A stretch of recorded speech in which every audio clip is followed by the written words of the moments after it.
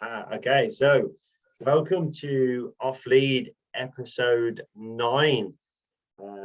This afternoon we're joined by Lucy Creek. Some of you may know Lucy, some of you may not.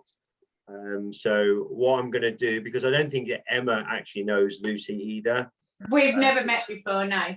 So what I'm going to do is I'm just going to jump straight across to Lucy and just ask her to quickly introduce herself and let us know what her expertise, what her speciality is. So Lucy, if you can just introduce yourself and let us know a few things.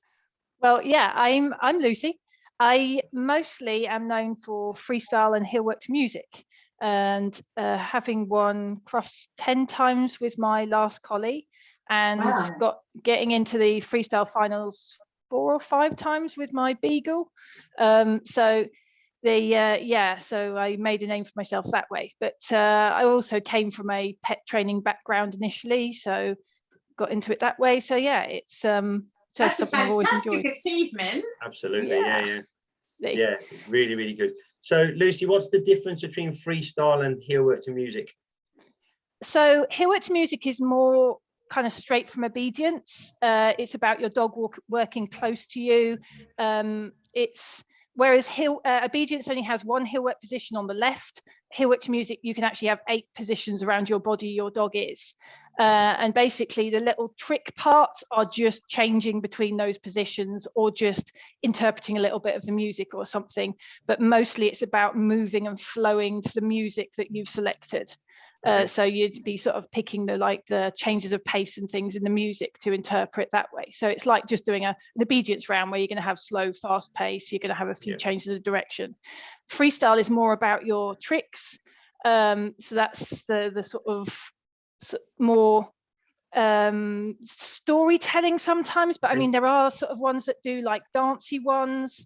So as long as you're interpreting the music and like the little nuances and the pings and things and the little trigger points, that you can just really do whatever you want in freestyle. So I think freestyle tends to be a lot more open for more breeds and people, because you can select whatever moves you want to do. There's no set moves at all. Okay. Do you pick your music first, or do you have an idea of your routine first? No, I would always start with the music. I might have an idea. So say, I know one year Teasel got a bit obsessed with cake, and I thought it'd be really funny to do a cake routine. So Teasel's my old beagle. And so I started looking for music that I could use to do some sort of cooking a cake kind of routine with her. So you can start with a bit of an idea and then find music, but you always have the music always is like the feature of the routine. You have to really work on listening to the music. The kind of when I was initially starting out, somebody once told me that you should be able to put your fingers in your ears and know what tune somebody is dancing to just from the way they're interpreting the music. And that kind of really stuck with me, and I think that's a really good way of putting it. That it comes very much from the music. That's cool. Excellent. So what made you choose heel work to music or freestyle? What made you choose that from the beginning? Well, it was actually my very first dog, Spider, my first beagle. We were doing a bit of obedience with him, and he kind of liked it, but he didn't love it. And then we had someone come to our class to do like some freestyle stuff, and I'm like, he loved the tricks, and it was much easier to keep him engaged. So he really, really got into that, and that's why I then sort of started doing it more. That from that way, Did you find that you enjoyed it more? So very often I also train. Oh, absolutely, and I think that definitely feeds into the dog, because I mean, especially with obedience, you're very stiff and you're sort of really having to think about how you're moving, and I actually have balance issues anyway, so I'm always very aware that I've suddenly wobbled on a move, and I'm like, oh great, that's another mark I've lost me dog. Whereas in freestyle, if I wobble, I could just take a step and the dog will just go, okay, we'll do it around you for a moment and we'll carry on. So yeah, it's definitely come through me as well. I think once you find something you love, it's much easier to get your dog to love it, because you instantly go, yeah, brilliant, let's have a good time. And the dog's like, oh wow, let's have a good time. Yeah, so yeah, definitely. I mean, we still dabble in obedience here every now and again, but it's never going to be my sport, isn't obedience. That no, I joke in my classes that, I mean, I do pet dog obedience with all my dogs. We were talking about it a couple of weeks ago, Stuart, weren't we? It's something that all dogs need anyway. But if anyone comes into my pet dog classes that wants to do competition a bit, I send them off. I haven't got the patience or the put your hands here, put your foot here, put your toe here, put your, like, whoa, far too no, you see, I quite enjoy that precision. Just because I can't do it doesn't mean that I don't kind of like it. So actually, I quite like it when people come to me and go, oh, I want to do some competition obedience. I'm like, right, let's sort your feet out and let's sort your hands out. Where are you based, I don't know. I'm based near Stratford-upon-Avon in Warwickshire. Oh, it's probably a bit far for me to send them to. Absolutely. Did you and when did you sort of say transition? When did you take on some agility training? When did you start that with yours?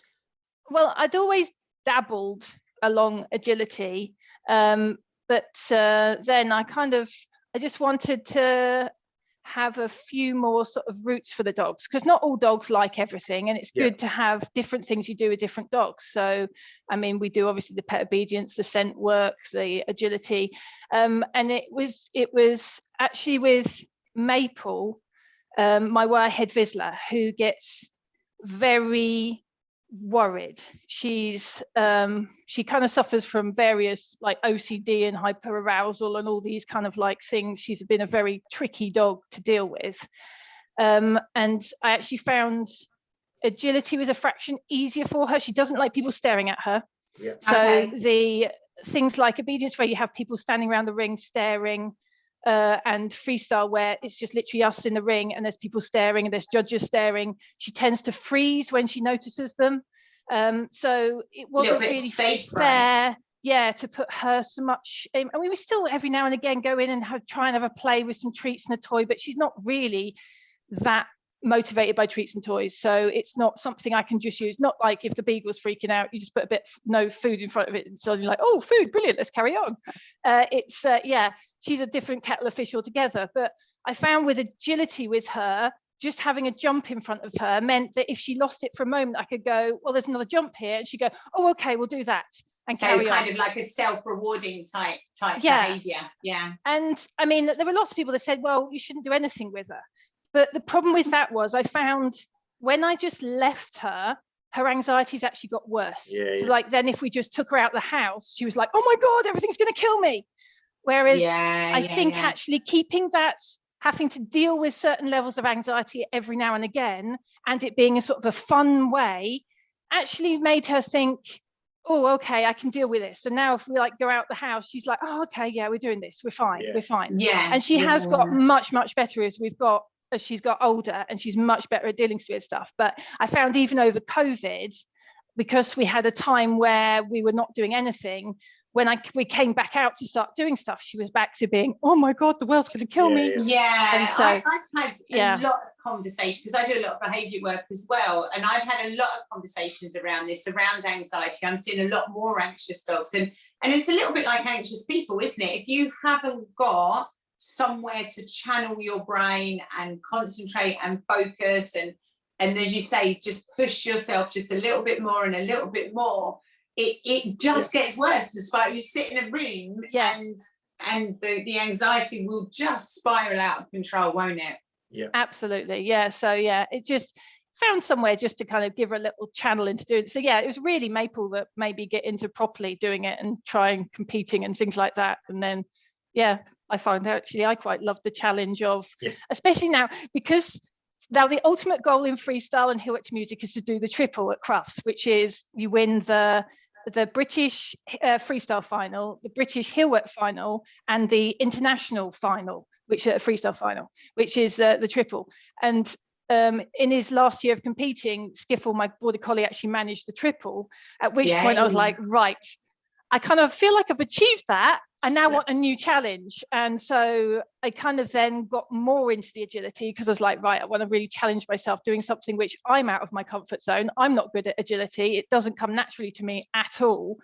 So it's just something that I wanted to try and work on myself as much as the dogs, because it's like, it's always good to have a new goal, a new challenge to keep yourself and your brain occupied. That I love this, Lucy. I love it. I'm exactly the same. It's like thrive on something new to do. Yeah, exactly. Yeah. I mean, obviously I'm still going to be working up my young dogs coming up through the levels. The competitions are just finally starting back up this year for Hillworks Music. So hopefully that we'll be seeing them back up at Croft sometime. Sorry, they're just how many dogs do you have? I have 4 dogs. My 2 young collies are the ones I'm concentrating on for Hillworks Music and Freestyle. Maple and Echo, my beagle. We just are sort of dabbling more for demonstrations and fun. I rescued my beagle, and so she's 5. So it's just a little bit late to start really right from the beginning, because she didn't have any training at all. So she was a complete blank slate. It's like getting an 8-week-old puppy.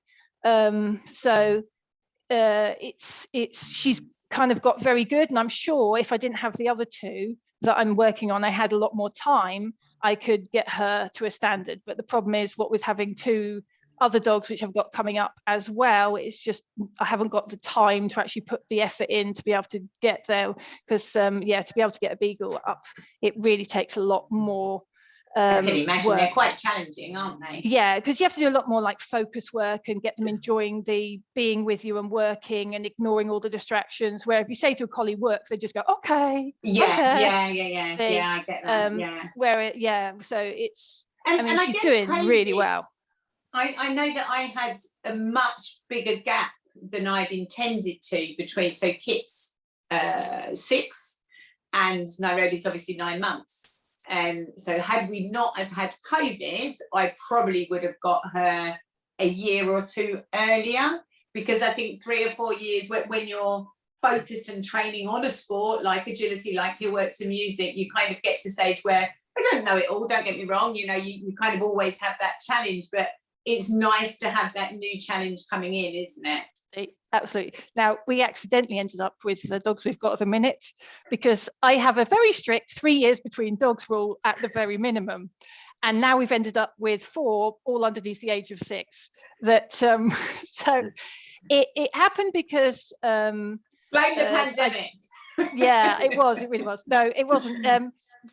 First of all, my collie, someone had asked to breed from him, and I was like, that's fine. I don't want a puppy. And then there was this puppy that was like a complete identikit of my old dog, and I was just like, I can't not have this puppy. So ended up with that.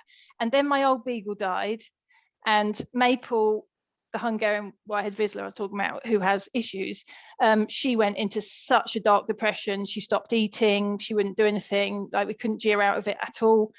So we actually went to go to where we'd got the last beagle from, the breeders we got the beagle from, to see if they had any like young, because they often have ones they've kept on for show and things like that, beagles that we could bring in to try and kind of reinvigorate Maple again. And which is when we ended up with something we weren't looking for, which was a 4-year-old beagle called a female beagle. We didn't want another bitch at all. That there was too many bitches in our house already. That she was so crazy, bless her. They really weren't sure what to do with her. She was like leaping at the fences, and they were just like, she can't go to a pet home. We can't like just keep her here. We don't know what to do with her. And I'm a sucker for a story. So yes. We ended up with Echo, and bless her heart, she's brilliant. I love her. She's really, really great. She has got a cool character, obviously trained, because I trained Lucy for agility and stuff like that. So I know her dogs, and I know her dogs, and Echo the beagle is definitely a character. She's brilliant. Most beagles are though, aren't they? Yeah, brilliant. I can see being totally frustrating for Lucy completely, but from a trainer and standing on the outside point of view, amazing. They're just, the character in there is just brilliant. I don't think I'm patient enough to own a beagle.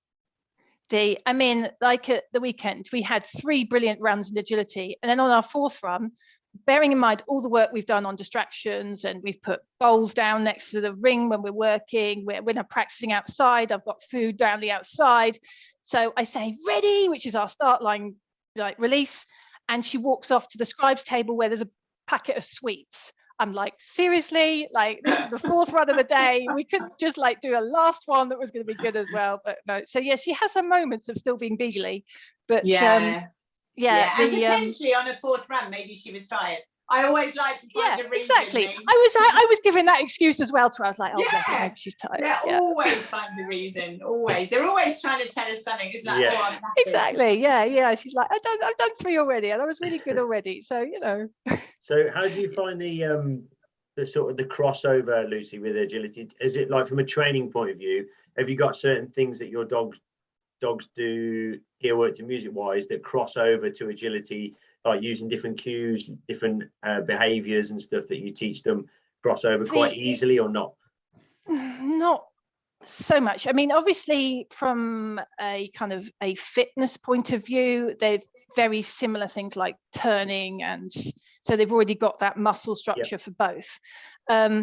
But like initially I thought I could get away with using my cues, which mean go around an object, for freestyle for my agility. So but when my first dog, he then was running round the jumps, and I'm like, well, I can't tell you off it, because I've told you when I say go around something to go around the full object, not just cut through halfway. And I was like, no, I'm going to have a whole new set of cues for everything in agility. So yes, the dogs know more than I do, because I can never remember all the cues, the hundreds of them. But so yeah, there's in that sort of way, no, it's a bit tricky. Also in heel work to music, you get marked down if you re-cue a dog.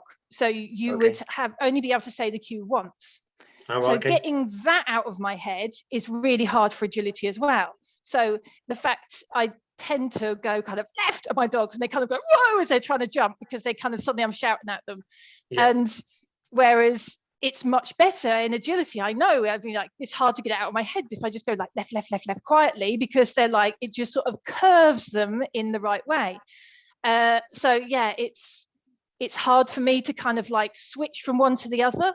Do you find agility is faster thinking? Because I've got a couple of people. Oh my goodness, yes. I really struggle, because obviously with freestyle and heel work to music, you can practice your routine for months. You can know it inside out before you ever take it in a ring. But yeah, when you've got just a few minutes to learn a course, and then you've got to remember everything as you're going around, that is tough. And I don't know whether you find this, sorry, I interrupted there. I don't know whether you find this, Stuart. So I teach a couple of trainers, one, no heel work to music trainers, but I teach a gun dog trainer, or used to teach a gun dog trainer, and we're really good friends. Now, she was a terrible treat thrower. Well, to me, it was a terrible treat throwing thing. So she would train her dogs and release to a flick treat on the floor. And that's how she trained her dogs. We were doing agility one day, and of course, like the hand was moving, and I'm like, what is that dog doing? And of course it was looking for a treat to be thrown. And so when I train maybe a stop contact, I reward in position, she rewards on release. So I find that when I train trainers that are really, really good in another sport, sometimes it challenges my brain so much to think to myself, what have you taught your dog, and how have you taught your dog? Because you can't just teach these people as kind of like a normal agility dog, because they have so much learning skill in their head. Do you find the same, Stuart? Yeah, a little bit when I'm teaching. I mean, from obviously teaching Lucy and other trainers as well, because they already have a good concept of what's going on and how the dog works, etc. Trying to work out problems and trying to explain then how you would do it, but it doesn't work in their other disciplines, should we say. And it's really hard to do, because we have to change your start line. That's why you have your release cue is ready, isn't it, Lucy? Because you were using OK originally, to release, but you used OK for something else in your heel work to music, and we had a problem with the start line. We had exactly the same thing off of contact, and also this other lady had done lots of body movement. So I guess, Lucy, your dogs are really in tune with your body and all that sort of thing, which of course is a big thing. One of the things is getting the dog focusing on the course rather than on me, because for heel work to music, you want eyes on you basically the whole time. Unless you specifically told them, look the other way and listen, because this is a trick where you're walking opposite from away from me. So then saying to the dog, no, don't look at me, you've got to look at the course and just sort of look at me out the corner of your eye is, it gets tougher for the dog on that sort of moment as well. So and I guess looking at it from a dog's point of view, it must be so strange, because heel work music, as you say, they're focused on you, they're waiting for your every move, where I guess in agility we're looking for more of a free spirit to kind of go out and take an obstacle away from us and maybe do 3 or 4 obstacles without a cue. Whereas on tricks and heel work to music, you're kind of always cueing your dog of what to do as well, aren't you? Yeah, I mean, there obviously will be moments where you can send your dog out from you in heel work to music, so they've already got those sort of skills. And as I say, you will have parts where you will have like the dog with their back to you and things, so they're used to listening, so they've got those skills. But I mean, rather than freestyle with heel work to music, definitely, I mean, you're wanting your dog just looking at you and nothing else. That's basically the name of the game. I know people that have put on like different collars and things like that from going from discipline to discipline. We did that for Teasel our Beagle because we found that helped her. She used to show as well, so she had like several different collars. She had like obedience collar, she had show collar, she had we only did fun agility with her, but she had a fun agility collar for that. So and that we found really helped her. Because it was like you put on that bit of equipment, you went, all right, okay, we're doing this then. And it was one of those, someone had suggested it many years ago, and I was like, oh, I can't think that will work, and blimey, it did. It really helped her. So I was just like, right, that's great. The only problem now is I tend to work most of my dogs naked, because Ginny, she hates anything touching her neck. She doesn't like collars at all. So I was just like started it with her with not putting anything on her for anything. Maple can't wear a collar when we're doing agility because she's so tall. She kind of catches it when she goes into the tunnels. Right. So she can't wear a collar for that. And so in the same way, I've just got in the habit of them not wearing collars for anything. So I'm sure they would know where they were going. Yeah, but I was gonna say the environment itself is usually enough now. That most heel work to music things are indoors. You get the very rare one that they try an outdoor show, but they'll mostly be a marquee or something, so that props are protected from elements as you're doing it. I bet as well there's something that you would do at home, so dogs have a lot of latent learning, don't they?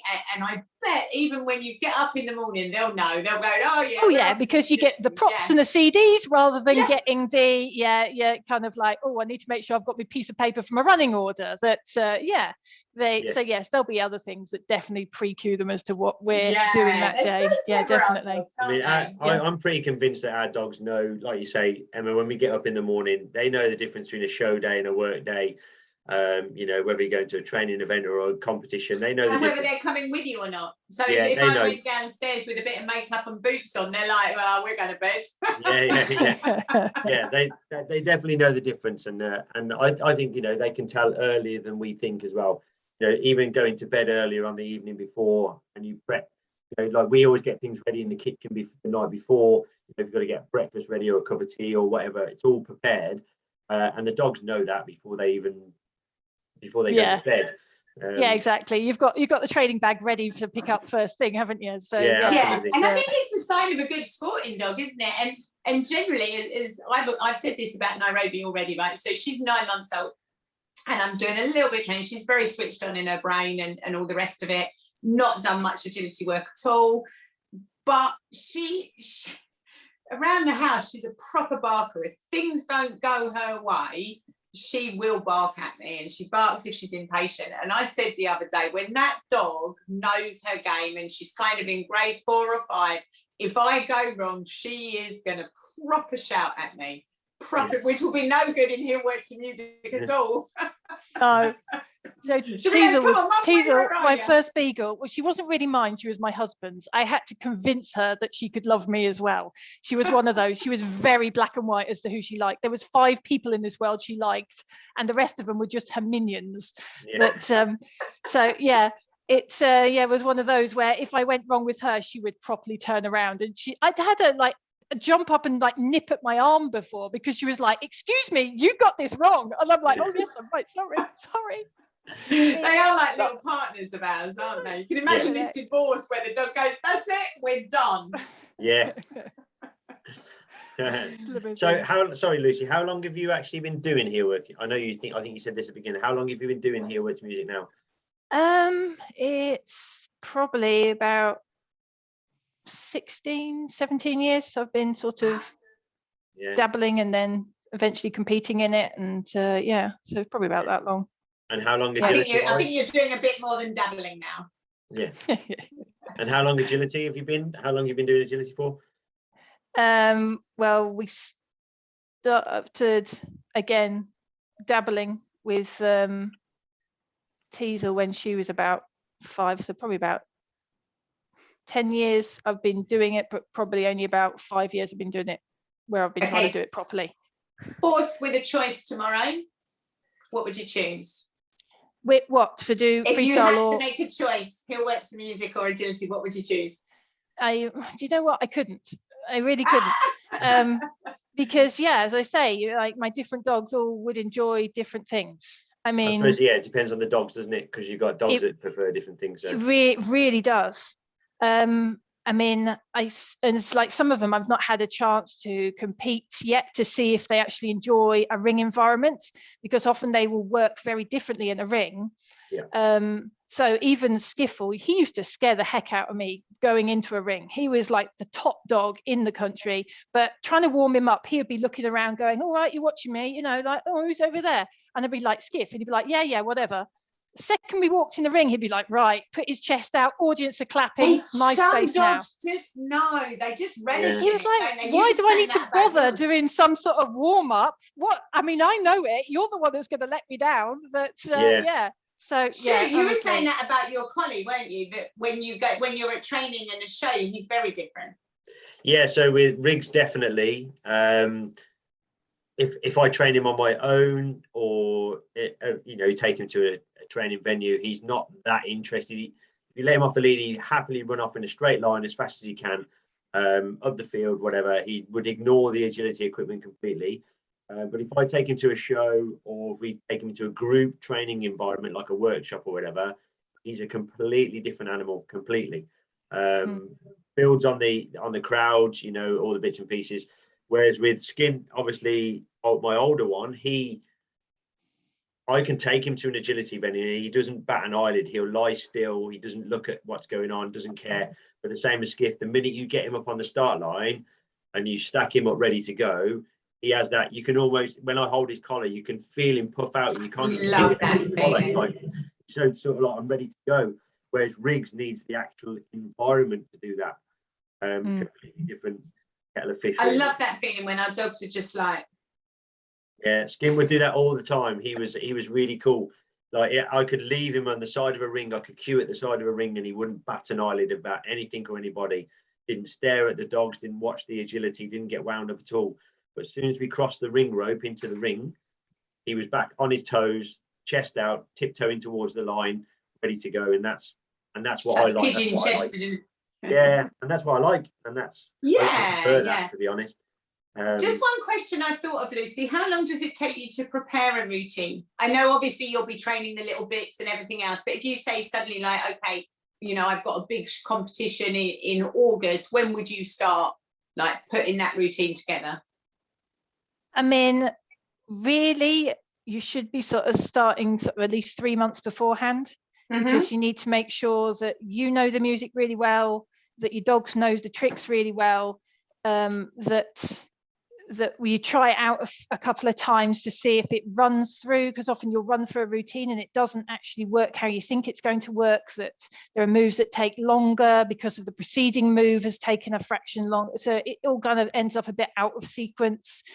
So especially if you've got difficult tricks you're teaching that you need to put into the routine, because to be able to get some of the musical interpretation bits, because a third of your marks are musical interpretation, you really want to have some moves that are almost designed for that routine. So with Bakey at the moment, I've got him booked for a competition in April, but I don't think his routine is going to be ready. So we'll probably just go in and put a different bit of music on and busk some moves so he gets some ring experience, but we won't do his actual routine, because his routine, it's about, well, it's like a rain and umbrella and this stuff, and so there's stuff that he's almost got, but he's not got quite enough to be able to perform them in a busy environment yet. Things like creeping round and then underneath his umbrella, he can do that sort of at home now, but it's still quite steady. I'm still having to recommand it, so that definitely isn't ready. And like his leapfrog bit for the frog hopping bit, that's still, he still checks over his shoulder to see if he's done the right thing, so he's still not confident enough with that. So those sort of things there, those tricks, they take a while to build up the confidence, to make sure that your dog, as soon as you say it, goes bam, I'm going to go and do it, so that it gets in time with the music.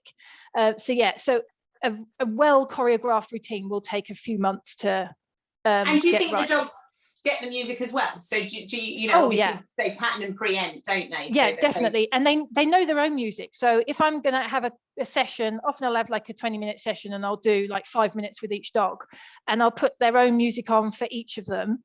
They'll know which one is their music and they'll jump up and go, oh, it's my turn. Brilliant. Oh, yeah, wow. That's magical. So yeah, they very, very quickly learn the trigger of their music.